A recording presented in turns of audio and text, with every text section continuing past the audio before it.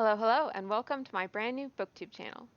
For my very first video, I am doing the Booktube Newbie Challenge.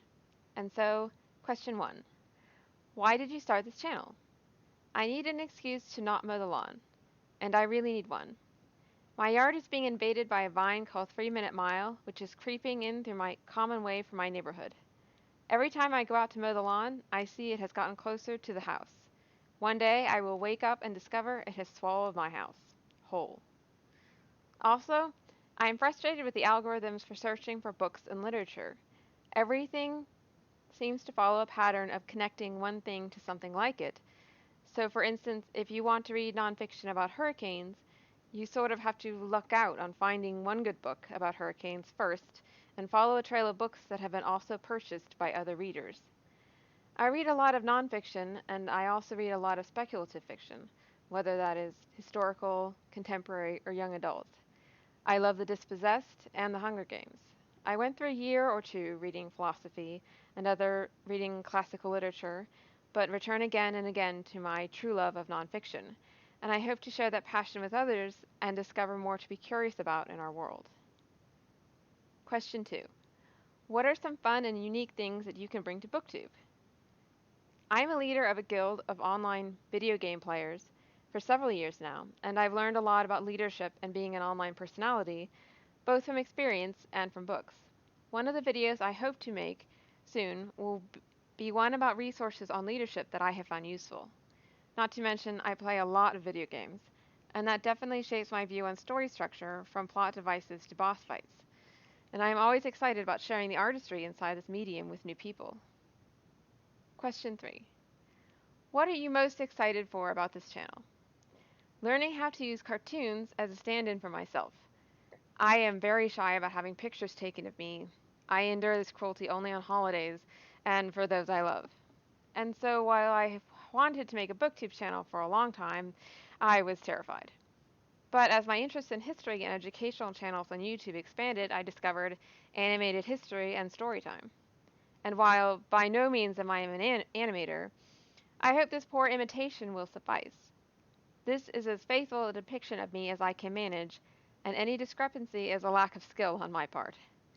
Thank you to all of the content creators who spent their time making how-to videos.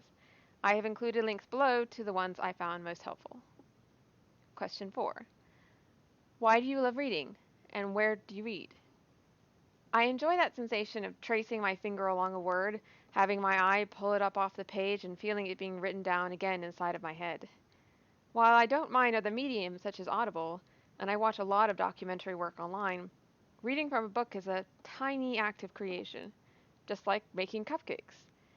Even if it's from a recipe, if you pay attention and work at it, you do reenact the book as a living story inside yourself, and that's what I love about reading. As for where I read, well, I tend to migrate through the house depending on the time of day. I read in my study in the mornings with coffee and on the couch downstairs in the evening.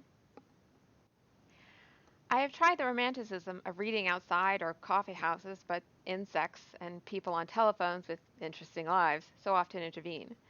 And there is nothing quite like being a pillow for your cats. Question 5. What book or series got you into reading?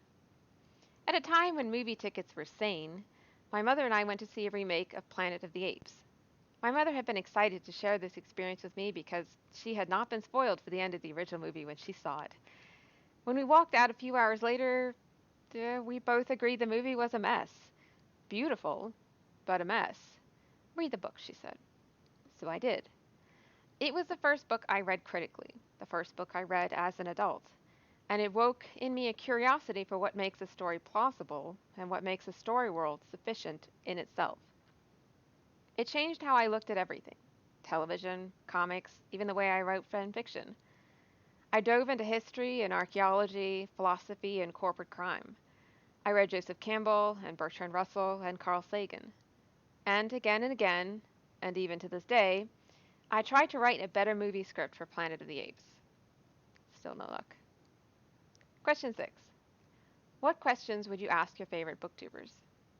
I would ask, where did you go? What happened to you? I discover a lot of booktube channels by searching a certain book or person or event.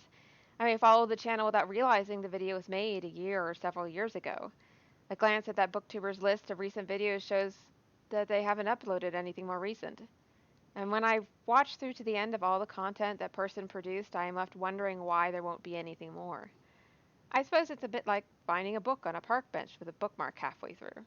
You get lost in the mystery. Who left the book there? Why did they leave the book behind? Did they ever finish the story? Question 7. What challenges in starting a YouTube channel do you think will be hardest to overcome? Remembering to check the comment section. I confess that I'm terrible about text messages. I will look at one for 10 minutes trying to figure out if I'm supposed to reply because it wasn't a question. Small talk is not my strong suit, and a nightmare where my job was writing greeting cards could only be written by Kafka. So I can only promise to try.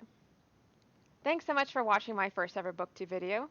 Please subscribe if you'd like to talk more about history and speculative fiction. And it would mean the world to me if you leave a tiny comment behind so I can practice my people skills. Cheers!